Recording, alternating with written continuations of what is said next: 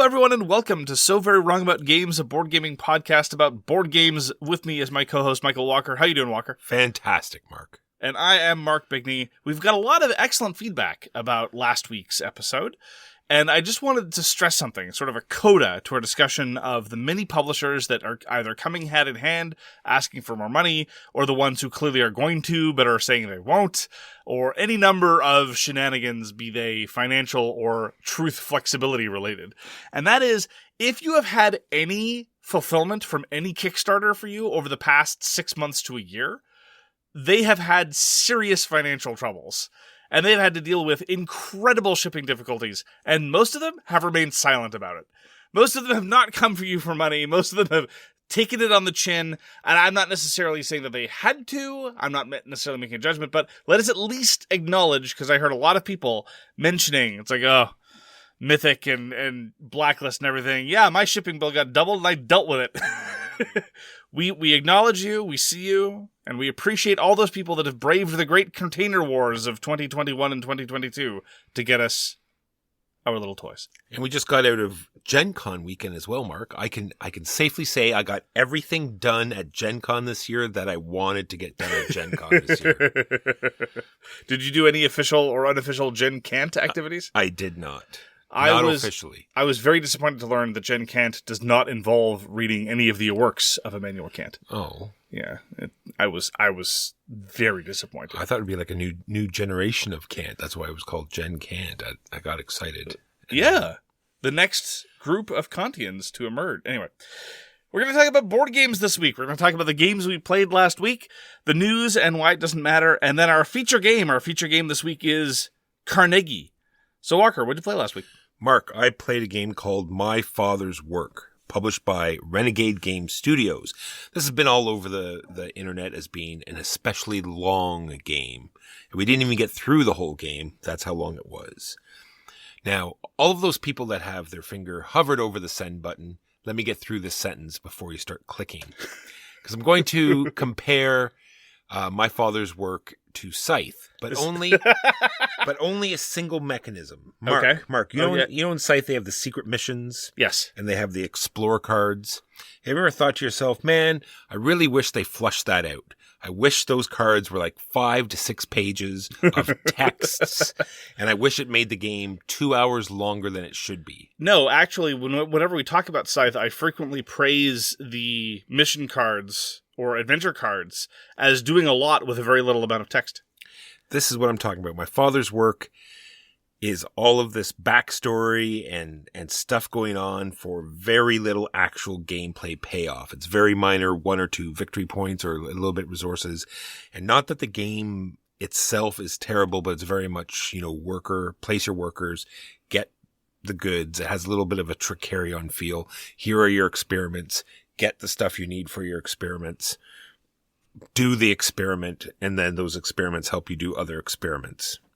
That part was enjoyable. This, extenuous, story-driven life thing, maybe it'll flush out if I get the whole game played. I'm not sure. But just on this very first play, it just seemed very empty and extra long than it needed to be. How's the quality of the writing? Not terrible. Damning with faint praise. So that's My Father's Work. It's designed by T.C. Petty III and published by, like I said, Renegade Game Studios. Got to play a game of Kleos. Kleos I initially played on Tabletop Simulator a few weeks ago. This is sort of Greek mythology smackdown, whereby you're hurling monsters at each other, and Greek gods and Greek heroes are all crawling out of the woodwork. And it's kind of sort of almost a troops on a map drafting area majority game. And one of the things that I really appreciate about Kleos, and this is actually going to be true of another game I'm going to talk about later, is that it basically adopts the perspective that you might as well subject people to a constant stream of badassery.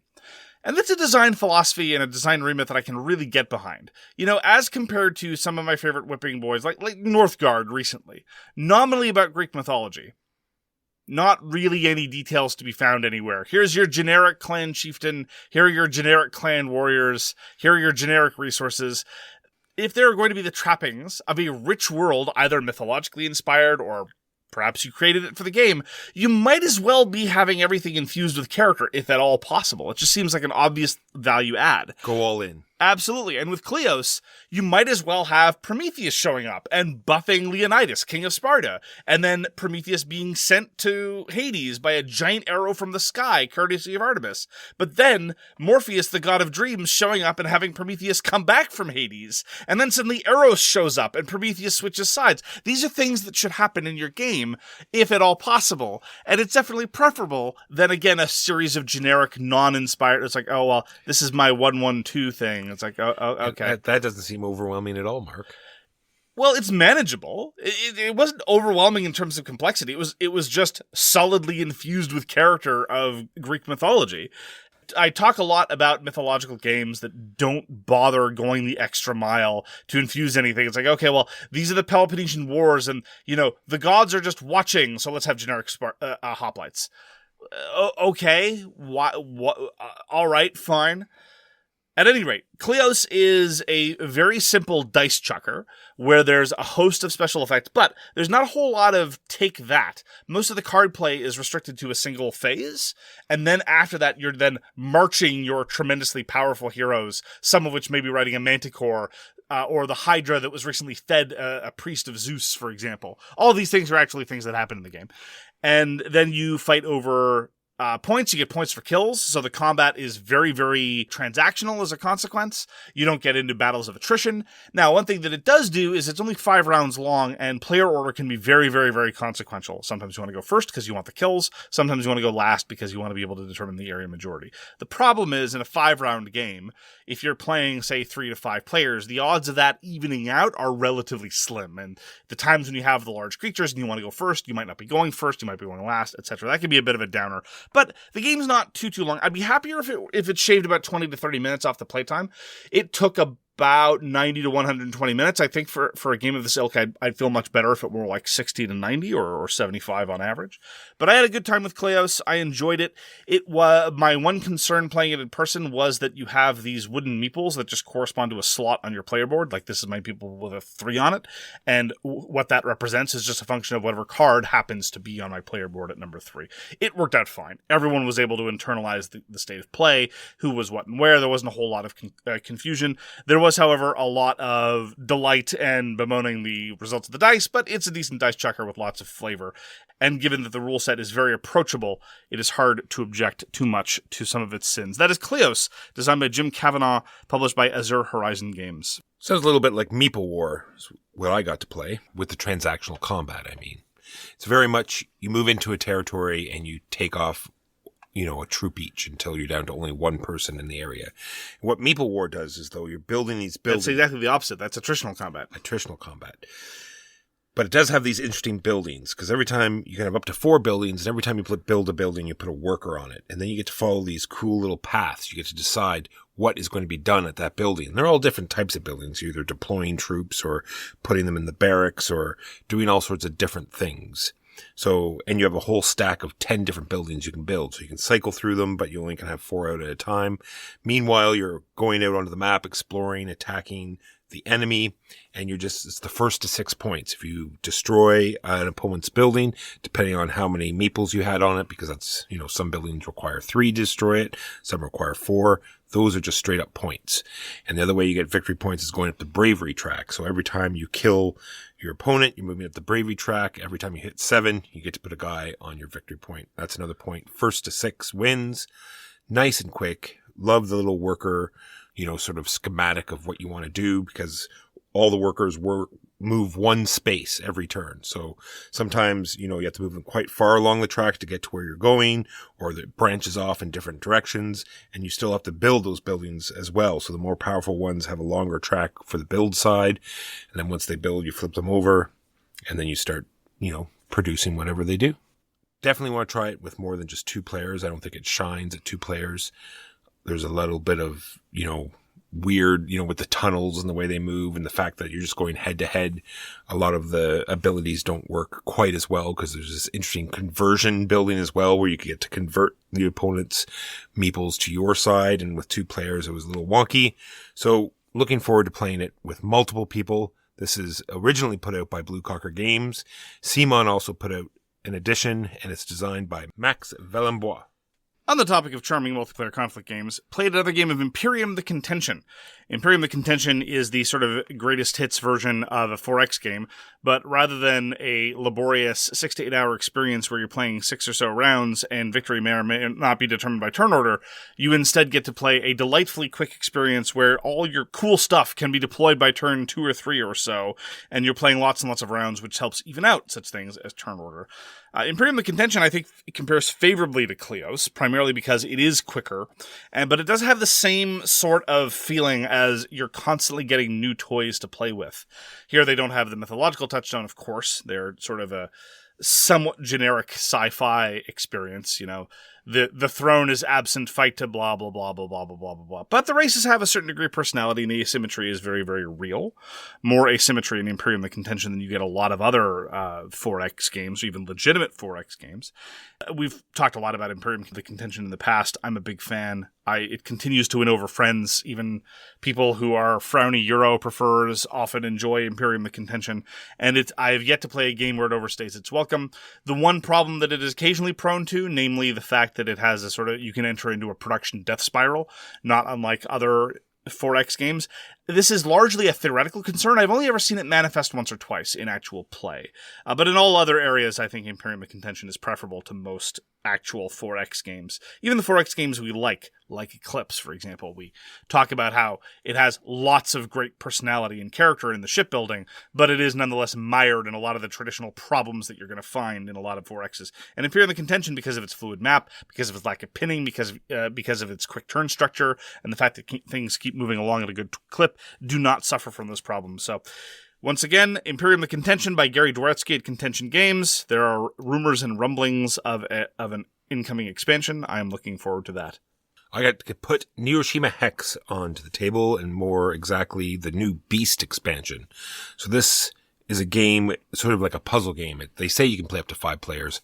It is a 2-player game, and there are tons of different factions you can play, and they do all sorts of different things, and this new expansion is no different. This really doubles down on the friendly fire, because usually you can only attack your enemy. Like, any attacks you do not affect your own troops. Not so much with the beasts. They have this new symbol that if your own troops are in the way, well, too bad. Same with netting, attacking, all sorts of things. So it leads to all sorts of, weird placements that you have to be careful of, because they do attack in all sorts of different directions. It has this weird mechanism where you actually get to start the game with a unit on the board. Very interesting things going on. If you are into 2-player sort of chess-like puzzling games, definitely check out Neuroshima Hex. Like I said, asymmetric factions. There's at least 15 of them now. I was a little upset. Like I said, this is a new expansion. The Beast one does not fit in their nice new big box. Yeah, it's a shame. Let's put out a big box that, we promise that we'll put out a new faction at least once a year, but the big box, we won't leave any extra space for this new ones. We'll just, you're stuck putting it somewhere. Anyway, looking forward to new stuff. Glad I got it to the table. Neuroshima Hex. Played Catch the Moon. Catch the Moon is a dexterity game. I am always looking to try new dexterity games. Catch the Moon is about using wooden ladders. And you roll a die and you're obliged to place a wooden ladder onto the structure of wooden ladders in a particular way. For example, one of the results is you have to put a ladder such that it is now the highest ladder. Another one is you have to place a ladder such that it is touching exactly one ladder. So you tend to have the feet of the ladder intersect with the rungs of other ladders, so it's hanging off at a weird angle, and you end up with this pile of strange angles and ladders jutting out instances. Isn't that how workmen do things? Like when they need to get higher than their ladder, they just sort of start stabbing ladders into each other to get to the No. That's desperately unsafe. I think OSHA recommends duct tape. You just duct tape the 2 ladders together, and you can do this ad infinitum. That's how you reach the moon. That makes way more sense. It's very simple. It is exactly what I wanted it to be, a novel dexterity game using components that I had not yet had an opportunity to stack. I don't know that it is the kind of thing that I would rush out to add to my collection, but I was very, very happy to give it a try. Novelty is, as ever, a good thing with such toys, and I will always be willing to give such things a shot. This was by Fabien, Riffaud, and Juan Rodriguez, published by Bombyx. Yeah, I've seen Catch the Moon. I've seen pictures. I'm very much looking forward to trying it. It plays exactly as you would imagine from the pictures. Awesome. I got to play Feast for Odin, with the Norwegians expansion. You Norweged. We Norweged. And it was on our streaming, so if you want to check it out, it is on our live channel on our YouTube.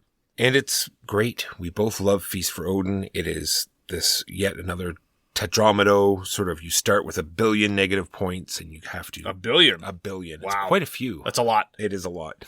And you need to get this engine going, whether it be whaling or breeding pigs or sheep or horses or cows or fishing or trapping or raiding. So there's all sorts of different paths you can do.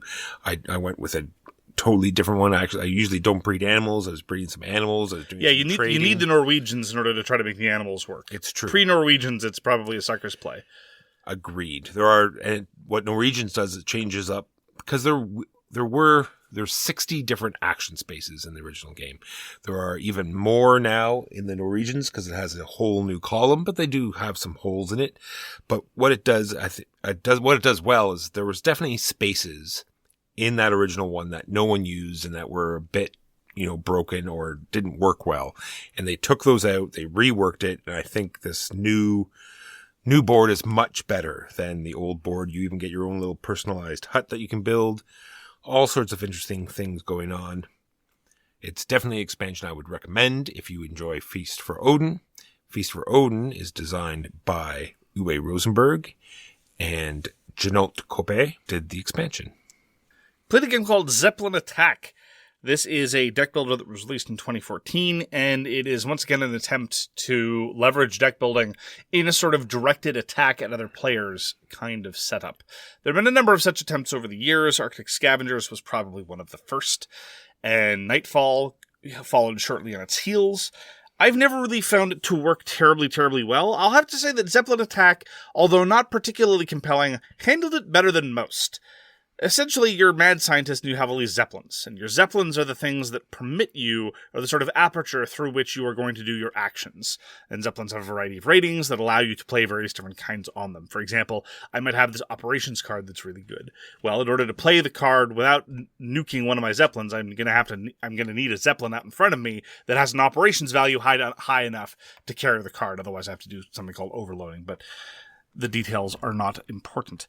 And you attack each other's Zeppelins, but at that point it devolves into a symbol matching exercise while I attack you with a psychic attack. Do you have any psychic defenses in your hands? Yes, no? That part is fine. It at least resolves very quickly. I mean, one could easily imagine a system or a setup whereby there would be lots of dice rolling involved, or you'd have to start drawing cards from your deck or revealing modifiers, etc., etc. It's just a very, very simple matching exercise. And honestly, it was inoffensive. I mean, I've said it before, it's hard to make a deck builder that's tedious and painful. And a Zeppelin Attack absolutely was functional. The one thing that did strike me as mildly obnoxious was the way currency worked was potentially novel. Currency is all one-shots in Zeppelin Attack. Whenever you buy anything, the currency cards go out of your deck. And so acquiring currency, especially the early part of the game, is very, very important. The trick is, as you acquire currency, some of them trigger one-shots. And some of them are just bad for you.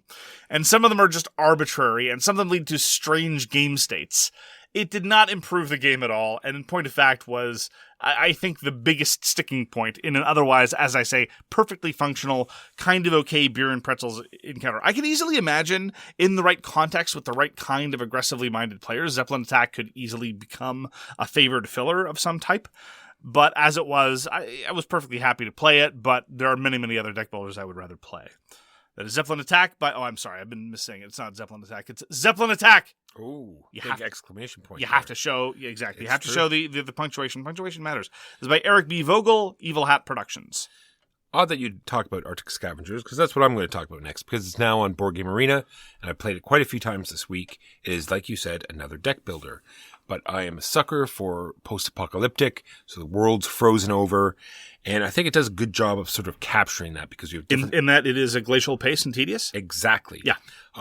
So you have these different phases that you can do when it's your turn. You can hunt, or you can dig for, relics, or you can... hire guys, and you're hiring, medics or leaders. And the object of the game is to have the most population at the end. And there's going to be these fights that happen every so often. It's just cards you didn't use, you sort of put into your fight pile, and you try to win that round's fight, which gets you more population. This is by Rio Grande Games, designed by Robert K. Gabhart, and I really enjoy it. I did get rid of my physical copy, but that's only because no one wanted to play it. But there are quite a few people out there that really do enjoy Arctic Scavengers, and I am one of them. I could conceive of it perhaps being relatively inoffensive on an online implementation. I just remember it being a tedious relic from the immediate post-Dominion era when a whole bunch of people were trying things mostly that didn't work. Agreed. It does work a lot better online, for sure. Good to hear.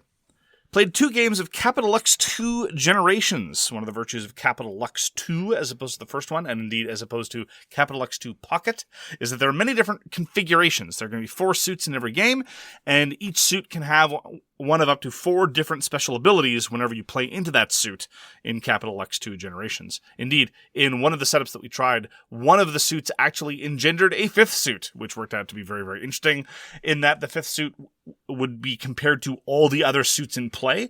It's an interesting game of Brinkship, because, as I've said before, there are these 4 different suits, and you want to have the highest possible value in each of the suits, but your value in a given suit cannot exceed what the value of the suit is in the middle of the table. And you can either play to the middle of the table to increase the limit, or you can play to your own tableau in an effort to win that majority. And every time you play to the middle, you trigger the special power, which can have a variety of different effects. And I really enjoy Capital Lux 2 Generations. The different setups, none of them feel radically different from each other. This isn't one of those cases where you feel like you're playing an entirely different game, or it completely upends the fundamental sense of tension. But given that there is already a built-in sense of tension in Capital Lux 2 Generations, that's fine. It provides just enough variety such that I like trying them in different combinations. I've now tried all of the different powers in Capital Lux 2 Generations at least once, but that's only been in this sort of set, use all the A versions, use all the B versions, use all the C versions, use all the D versions varieties. I have not yet started to experiment with perhaps a curated version of all my favorite versions and seeing what happens as a consequence of that.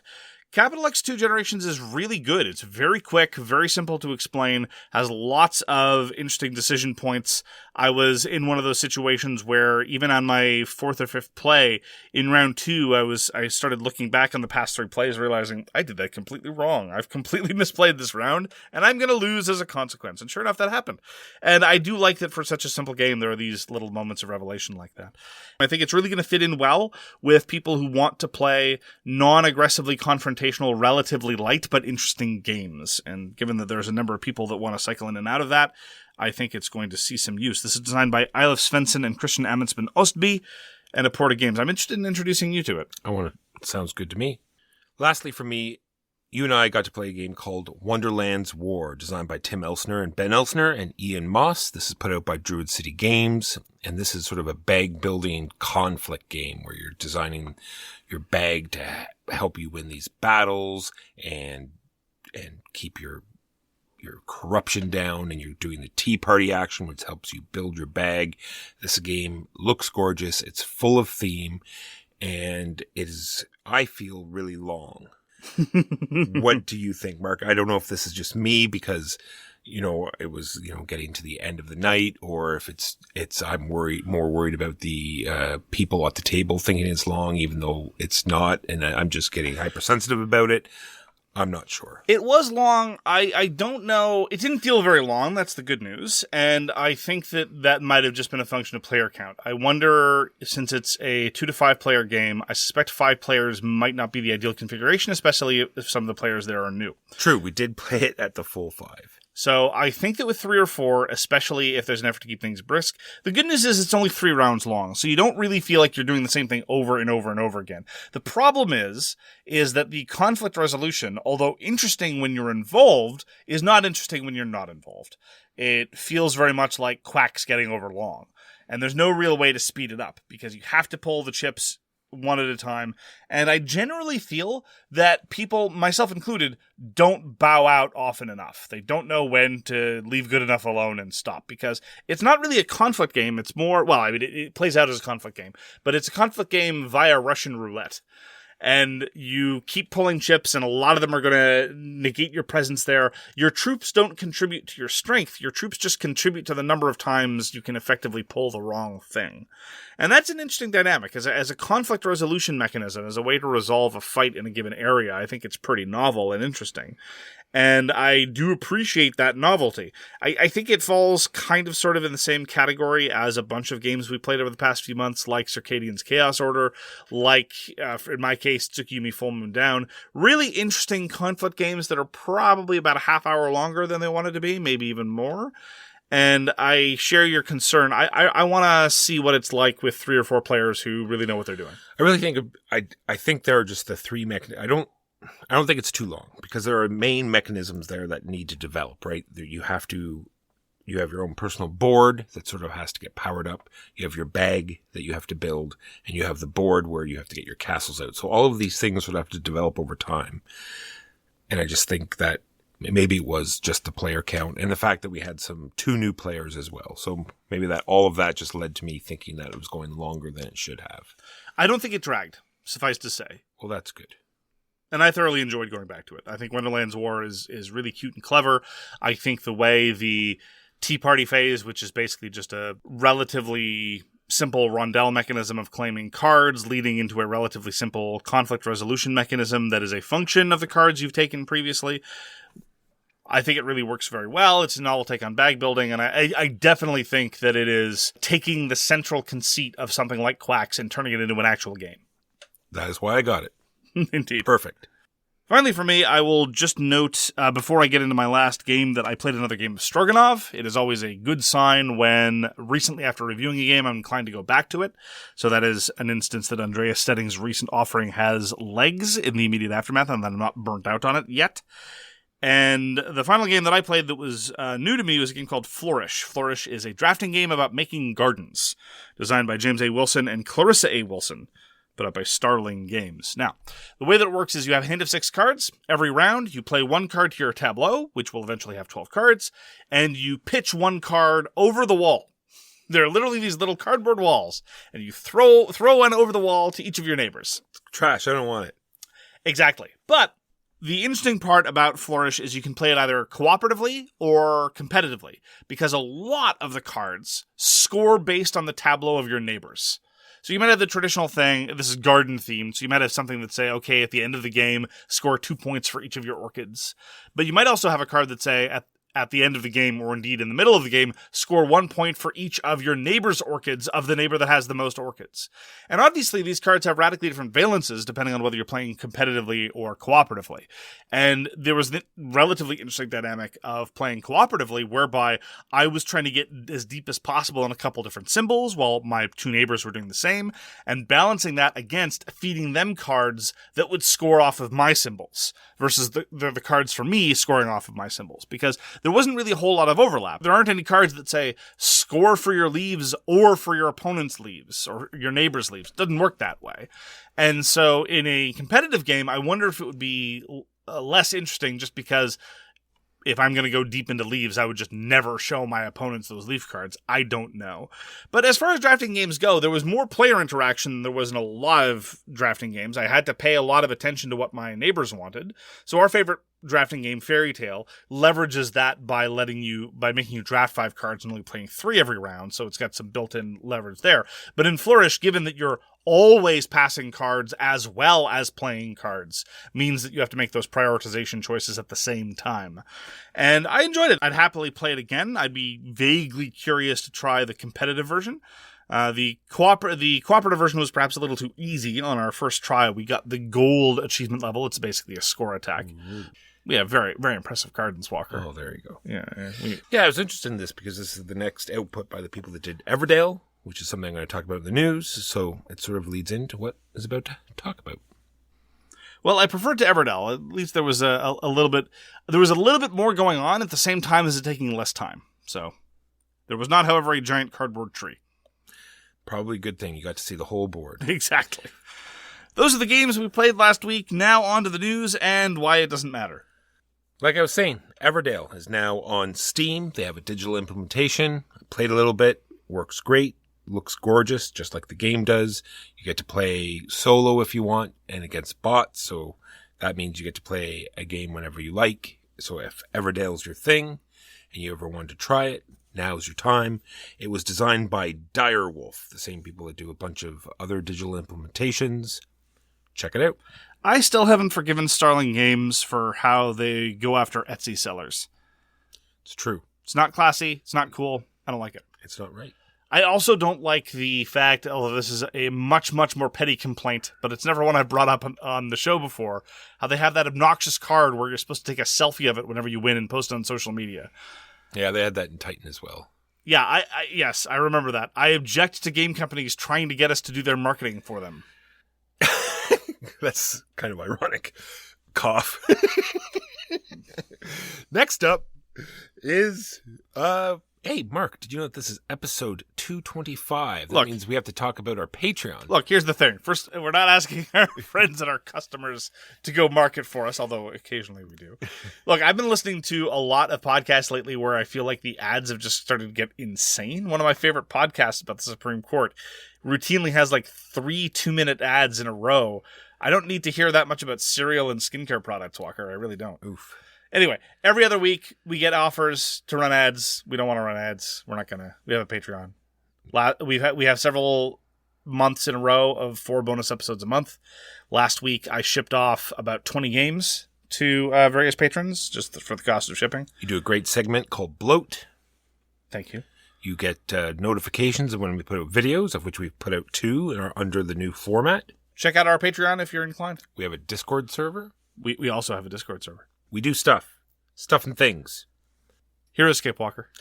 I know, right? HeroScape's coming back. Oh my goodness. Yeah, but I'm worried. Right? Because I'm worried too. They did have the Magic edition of HeroScape. Yes. Right? So here's what happened. At Gen Con, perhaps you've heard of it, Hasbro, perhaps you've heard of them, put out an announcement, a teaser trailer for HeroScape Age of Annihilation. Now wait, I know.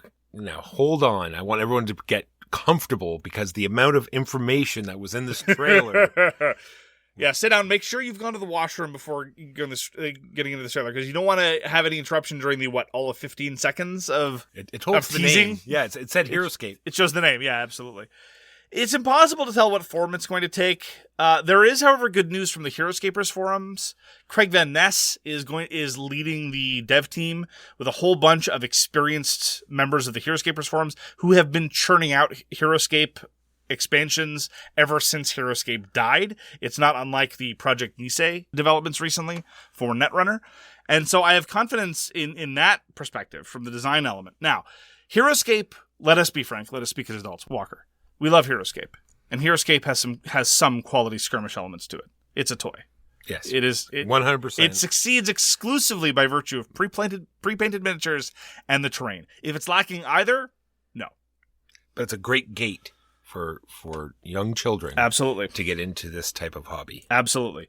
Now, I wonder. My suspicion, which is half cynical and half approving, is that Hasbro took the appropriate lesson from the recent HeroQuest reprint, and they've realized that there are nerds like us with more money than sense, and so I suspect what might happen is they're going to make a new HeroScape Master Set, charge $265 for it, slap it on Hasbro Pulse, and laugh all the way to the bank.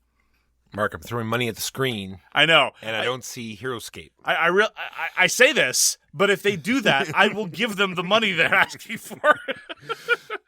Again, assuming it's got pre-painted minis in the plastic terrain. If it's lacking either, no. And it would be nice if it was sort of back compatible too. Absolutely. 100%. I would be very surprised. Again, I've got a somewhat cynical perspective. I'm trying to manage my expectations.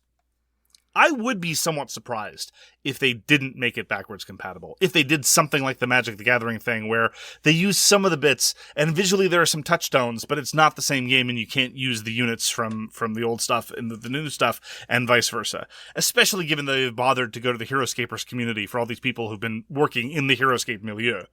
Because if they just wanted to do something different with the HeroScape name, they've got an army of in-house developers they could have done that for and just to churn out a quick buck.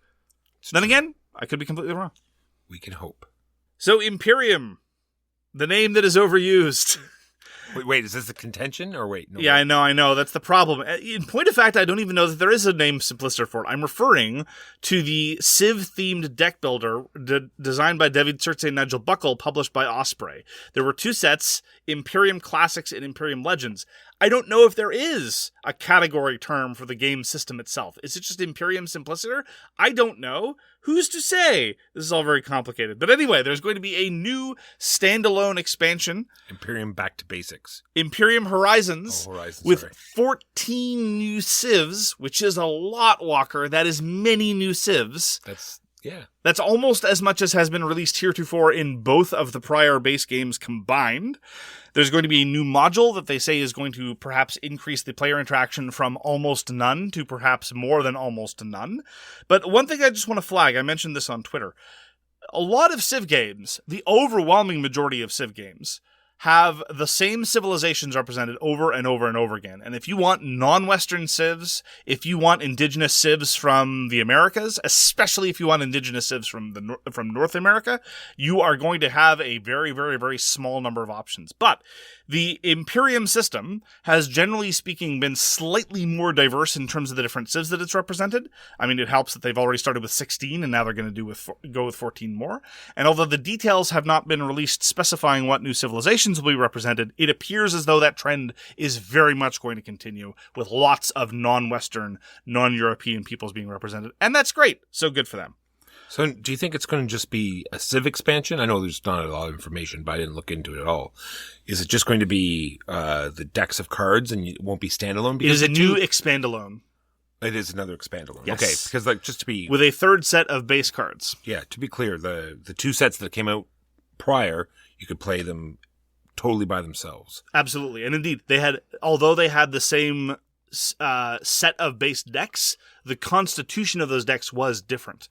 And so now, in addition to picking which civs you want to play as well as having new bots for all the solo AI for all the 14 civs that are going to be released in this set, you will now have a third set of base cards from which to choose for each of the varying different kinds of base deck cards that you can choose from. Nice. Yeah. Finally, just another reminder, we, Walker and myself, So Very Wrong About Games, will be at the Shut Up and Sit Down Expo, Shucks, from September 30th to October 2nd in Vancouver. Hope to see you there. That is the news and why it doesn't matter. Now on to the main review, which is Carnegie. Our feature game this week is indeed Carnegie, designed by Xavier Georges and Quinid Games, put out this year after a successful Kickstarter. Xavier Georges has designed 2009's Carson City, as well as 2010's Troyes, 2012's Ginkopolis, and 2019's Black Angel, albeit Troyes and Black Angel were co-designed with Sébastien Dujardin and Alain Orban. We have already reviewed on this podcast Black Angel. We found it kind of okay. We are big fans of Ginkopolis. Ginkopolis is definitely my favorite output heretofore of Xavier Georges, and we have had occasion to discuss in passing in the past Carson City and Troyes, but more on that later. Walker, why don't you give us an unhelpful summary about what one does in Carnegie? Well, in Carnegie, I guess you are trying to be like Carnegie. You're building all this infrastructure. Walker is shrugging here. I think this is an appropriate response to the theming framing of the game. Yes, but go on. I shouldn't interrupt your unhelpful framing. It's fine, because that's exactly right. There is not much to grab onto as theme. Yes. You're not even trying to impress Carnegie. Normally, this is the kind of game that, had it been released 10 years ago, you'd be trying to impress Carnegie. Yes, because when he died, he gave money to all sorts of foundations and started all sorts of charity work. Bunch of libraries. So you could have even framed it as, you're trying to be the next one and get in on some of that money, but no, I guess you're just trying to, retrace his steps and sort of... Something industry. Something charity. Carnegie. Trains. Oh, yeah, I forgot about trains, yeah. So that's what you're doing. You're choosing actions in a way which activates all the buildings of that type. And they activate a number of times that our workers are in there. There's lots of sort of puzzly things to figure out when it's your turn.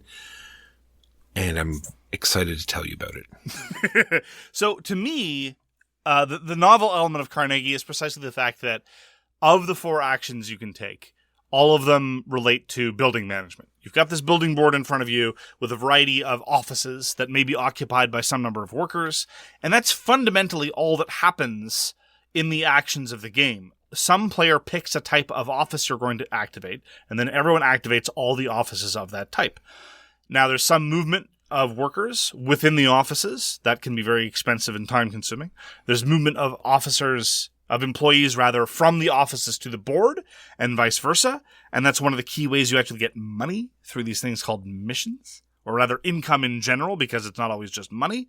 And that aspect just of managing your workforce and managing the offices that they may be occupying, that I thought was one of the key clever elements of Carnegie. Yeah, because you have to have active workers in those offices in order to activate them, and you can activate them a number of times that you have active workers, if that makes sense to how I spoke it.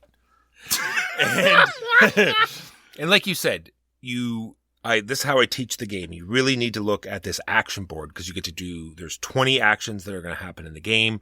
And there is, I've written here. Yes, 20 actions. There are 8 times potentially that you can do these donations. More on that later. And then, like Mark said, there are 12 opportunities for income. And you have to be set up for this income because income is going to happen in certain districts. And like he said, you have to have workers on missions in those districts in order for you to get income, because you must at least pull one of those workers back to the office to engage income. And then there are all these tracks in those areas. You get the income from there. And then there's all of this income that you have on your board that you're going to get from there as well. And so you sort of have to plan ahead. You have to look at this timeline board, and you have to see where this income is going to happen. And you have to make sure you seed the board appropriately, or else you're going to be in a lot of trouble. When playing Carnegie, and I don't claim to be very good at it, but to my mind, the entire game is about rhythm. The entire game is about making sure that when income gets triggered in a particular region, you have workers there. That when a particular building type is activated, a particular office type is activated, you can do something with that. Because normally, in a role selection game, and that's exactly how Carnegie works. Somebody selects an action, and then everyone does that action in sequence. It's like a follow, like either Empire's the Void or Puerto Rico. Or Puerto Rico or TI4. Absolutely. Normally, though, in games like that, and indeed in the past I've criticized it when games don't do it enough, the person who picks the action gets some kind of benefit. I get a bonus to the action, and everyone else does the action in the normal way. Carnegie, initially, I thought was going to suffer from not having it. I don't think that it does, because primarily what you do is you can look around the board and notice, I can't help but notice that Huey is not in a position to put out any discs because either his building office isn't occupied, or he has no discs to put out, or he lacks the resources to put the discs out in the first place. Yeah, there's so many things you have to have ready. Like you said, you have to make sure you have enough money. You have to make sure you have enough production cubes. You have to make sure you have active workers in all the areas so you can activate them. And like you said, you have to have building discs ready to go out on the board. Precisely. And so the benefit that you get from picking that action is you can be guaranteed, number one, that it's something you can do. Seldom is it the case, I think, that you would look at the action board and think, well, I'm not ready to do any of these things. That seems a bit of a stretch. That's never happened to me, and again, I'm not a very good player of Carnegie, and I can't remember other people talking about that happening. No, mostly because there's an action that sort of is the get ready for future actions. It's like move all the workers around your office, get them all activated, and that's... I would argue that there are two kind of get ready actions. There's the move your workers around action, and then there's the R&D action. Correct. Because the R&D action is how you improve your income. It's how you get discs ready to be put out on the board. And if anything, if I have a criticism about how inflexible Carnegie is at the beginning, it's that I think you're really going to live or die by early R&D. Because if you fall behind the R&D curve, I'm not sure it's that easy to recover. I think it can be one of those cases where you can be effectively knocked out and be a dead player walking and not know it. Because if you can't cycle up your income and you can't get your discs available, by the end of the game, you're going to be looking down and saying, well, I can build because I've got the resources and the people, but I don't have enough R&D, and nobody else is taking R&D because they already done their R&D. So all that I can do is take the R&D action on my turn. All the other players will cash that R&D in for points, because near the end of the game, you can absolutely do that. Meanwhile, I'm stuck doing it for the bare necessities, and then hope later on that somebody else will pick the action so that I can then do something with these resources I just unlocked. It's true. Let's cycle back because of that R&D thing, and the setup of the game is fairly easy unless you're playing with less than 4 players. And I wouldn't suggest playing with less than 4. Some people say, well, it's not that big big a deal. You just seed the board, but it is kind of a pain. You have to get out the solo deck and start flipping cards, and you're filling it. I think this game just works best at 4. It's not particularly involved, but gosh, does it feel obnoxious. Exactly so. Then it does something else that is obnoxious. It asks players that may not have ever played this game before to choose one of these 16 different buildings as your first building. And I think this is a fairly important choice to lay on a person that has not played before. And without going over what all 16 buildings do on top of the 9 that are on your board, I think that's asking a bit much. So, usually just say, here's what the buildings on your board do, and here's the book if you want to read what the ones over on the side do, and you better look at it quick because you're about to pick your first one. And if you don't get an R&D building right off the beginning, you're going to be in a little bit of trouble. Maybe. I'm sure we're going to get backlash saying, "Oh, I never pick an R&D building," but it is fairly important. Okay, well, we can definitely point to a certain dynamic where everyone else at the table ramps up their R&D early and you don't. They take early R&D actions, and so the rest of the table is not going to help you getting that R&D, and then they go off and use those resources. And while they're using those resources that they got through the R&D, you can't because you didn't get your R&D running up in the first place. That's precisely the power card that I'm talking about. Again, Carnegie is a game about rhythm. Sometimes, if you're off the rhythm by 1 or 2 steps, that's okay. You can recover. But I really feel that the overall early R&D rush, or because it improves your income. Of course you want to improve your income in the early parts of the game. It seems obvious. There are dynamics where nobody does it, of course, in which case you might have a different aspect of the rhythm. But the early R&D rhythm seems to be characteristic of a lot of what's going on. And on top of the whole issue of setup for less than 4 players, it increases the likelihood that there's going to be a particular scarcity of certain kinds of buildings because you burn certain building supplies. Now, as far as your objection about new players being daunted by the prospect of having to pick a building, I don't know that it's all that bad. I mean, lots of Euro games force you to make very early consequential decisions on precious little experience. For example, even simple auction games, your first bid or your first set of bids can be incredibly daunting. Any splatter game I would rank far, far, far, far worse than Carnegie. I've seen you teach the game, and you basically ask a series of, you can ask some simple questions like, what is it that you want to be better at? And then you can guide someone towards the choice. It's not the end of the world. But when the tile supply has been artificially limited, I remember one game in particular. We were playing with 3 players. Some of the early R&D buildings got turfed out. And then you and Huey, who were earlier in turn order for picking the early buildings, took all the remaining R&D buildings. And then both of you looked at each other and said, yeah, Mark's basically done. And I'm like, what are you talking about? And then I saw myself being done. I'm not going to say that I immediately lost. I misplayed that game, of course, but ugh. So to my mind, it's less about the daunting early choices and more about the early game rhythm being so much more consequential from the late game rhythm, which again, a relatively common dynamic amongst Euros. One thing it does do that is helpful to new players is that it gives you a free move at the beginning of the game of your workers. So you sort of see how this dynamic works. And when I first played it, I thought it was just going to be one of these things where it's like, okay, get your workers back, move, like just sort of like brain damage, put them out, bring them back, put them out, bring them back. But right. There's not. There's very interesting decision spaces because you can move them out into empty areas, which makes building new buildings cheaper. There's sort of moving the buildings that you don't really want to use them in, but just because that's all the movement you had, because there's, a move your workers building that you have to populate in order to get more movement.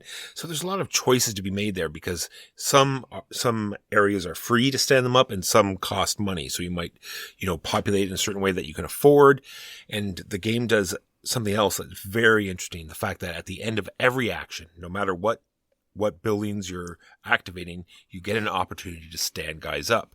Because even though someone picked a movement action and you couldn't afford, some other actions might have happened that got you some money. So now you can, afford to stand them up. And I thought that was a great way just to keep the game moving.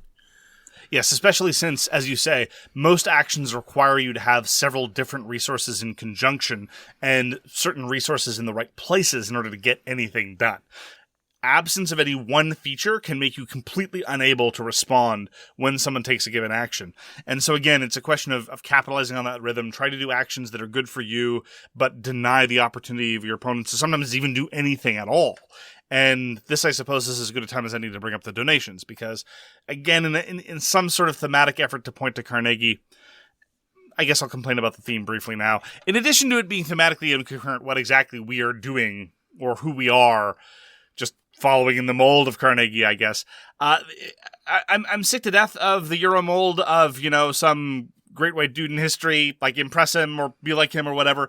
Carnegie's legacy is better than most. Like, at least he didn't conquer the Mesoamerica. Like, so there's that. I mean, yeah, he was pretty anti-union and he might have been responsible for a flood. But anyway, setting all that aside, he was anti-imperialist. That's something. So give him credit. He tried to help the Philippines stay independent by offering them $20 million so they could reject America's offer to buy them for $20 million. Anyway, interesting little anecdote. But whatever. So in an effort to evoke Carnegie's philanthropy, a chunk of your endgame points are going to come from these donations that you can make at various points of the game. And one of the non-trivial elements of tempo is having enough cash on hand to make those donations when the donation time comes up. Now, the problem is, or at least a problem, again, thematically, and it just makes it less interesting than it could have been, is it's relatively standard endgame bonus stuff from Euros. It's like, oh, those things that were giving you points, now they're worth 1 more point each. Or, oh, you can buy points at the end of the game, or cash out your cubes and get points. These standard stuff. These things that you're doing anyway, you're going to get some more points for them. Yeah, exactly. And so rather than an opportunity to even, and again, this would have been thematically appropriate, like, instead of having an opportunity of doing something completely disconnected from all this industrializing we're doing all over the United States of America, it just kind of doubles down on that kind of thing. So you end up feeling like a generic industrialist anyway. It's true. There is, I guess it's a good place to talk about you have these extra modules that you can get. I should have actually read through those donations to see if they did change it up. But there is a whole new set of donations that you can switch up and change what they do. There are all sorts of different buildings that can replace the 16 or add on to the 16 that you already have. They have a whole sort of bidding system, which I think we should try the very first time. You get like sort of $50 to start, and you buy what production cubes you want to start with, how much money you want to start with, and you also put a bid in for the first turn. And I thought that was very interesting as well. So all sorts of different things that you can add to the game on top of subtle but consequential differences to your production tracks. An A and B side in each, and you can mix and match and make your own choice. Yeah, I mean, there's a fair amount of variety in the game, despite the fact that, as I say, the fundamental rhythm of the game feels kind of comparable from game to game. Try to make sure you're at the right place at the right time for income. Try to make sure you've got the workers in the right place at the right time to activate the various kinds of offices. And honestly, I mean, all of it is functional. All of it is clever. I think those instances where you take an action and deny someone else the ability to fully capitalize on it, it doesn't feel especially painful. It's not one of those instances where I just lock you out for turn after turn and you sit there frustrated. It's more like, I didn't set things up properly, or you outplayed me, and so as a result I have a less than efficient turn. The key problem that I have, and to a certain extent I was not at all surprised that it was designed by Xavier Georges, is that other than Geekopolis, I find all his games very clever, very well designed, and not particularly moving or engaging. Somewhere around a 6 to 7 on Board Game Geek scale. It's like, yeah, they're fine, they're okay, they don't really grab me. Like, I hear people talk about Trois and how great Trois is. It's like, yeah, it's clever, it's well done. I don't ever particularly feel like playing it. And I honestly feel the same way about Carnegie. It's extremely well done, and I don't think that mechanically there are any serious deficiencies to it. And I joke about the theme, but honestly, it doesn't grate on me all that much while I'm playing it. But it just doesn't grab me. I find it a little bit soulless, a little bit mechanical. Oh, I do it. I love the puzzly bits of trying to make sure you're always going to have something to do. And like you said, you can lock other players out, but if you play it full 4 players, everyone has a token. Where if someone chooses an action, you say, no, this round I'm not going to do that action. I'm going to do this action instead. And that does sometimes throw a sort of lip into it. Because if you play at the right time, like just before you're about to choose an action, then you can seed certain parts of the board that just got used and then take that action immediately, and no one is ready for it. Anyway, there's tons of opportunity for clever play. I'm not disputing that in the slightest. And then I'm not directly disputing what you're saying. And then there's the production value. I went on it to say, I better find out what the retail version looked like. Well, they didn't make a retail version. This is just, they did Carnegie Deluxe. Well, at least the Kickstarter was. Maybe you couldn't get a retail version on the Kickstarter. So I'm wondering if all they put out was the Carnegie Deluxe version. And it is fantastic. It has, bins for all the players, and you hand them out, and it has everything they need, the tabs that go on their board, starting resources, starting production cubes, everything they need. The color palette is a little bland, right? It's it doesn't stand out and make things super exciting, but I think the overall production, leads to a enjoyable experience. There is a retail edition. So far, there's only been the English and German retail edition that's only been available for a brief time, and they plan on making retail editions for the other languages shortly. I will say, though, that in terms of the production of the Quinted games in Carnegie, I think this is Tool's best work. I think it's got the most consistent iconography that I can usually parse after a first play. I still have to go back to the back of the rulebook to figure out what all the buildings do, but I get a sense of what's going on immediately, which is not true of all of his iconography. I really like the color tone. I really like the map of the board. I think that it's a good balance of functional and visually appealing. And again, I have not had that experience with a lot of other Tool designs. I love the fact that it has that one mechanism in the game that is you're doing something terribly wrong. You can always trade a production cube for $1. And that is an awful trade, and don't ever take that trade. And it means that you've done something very, very wrong. Well, we've had instances where you're like $1 short for the donation, yes. And it's like you look down and it's like, okay. It's strange, though. I mean, it's interesting you pointed out, because it sticks out like a sore thumb in the rest of the design. It does. Because in the rest of the design of Carnegie, and again, in slightly different games, you mentioned Tricarion early on in the show. I criticized Tricarion because I really did feel like it was the case that you needed all the proper steps in order, or everything was going to catastrophically fall apart. Carnegie moves along and gives you enough opportunities to pivot, and gives you there are enough actions in the game such that you can drop the ball a couple times and not feel like it's a calamitous disaster all the time. And when you don't have all your ducks in a row, it's usually because of another player choosing to activate something prematurely. And so for those reasons, I think it's okay. But there's only really one free conversion you can ever make, and that is selling cubes for $1 a piece. You can't buy cubes for an exorbitant rate. You can't throw money at the problem and move workers to where they wouldn't otherwise be. It's strange. There's all these things that need to be exactly where they need to be, but there's this one exception. Well, if you're desperate for cash, you can make this terrible sale whenever you want to. It's unusual, that's all. So overall, I think it's one of the best games I've played this year. I would recommend it, and I would play it anytime.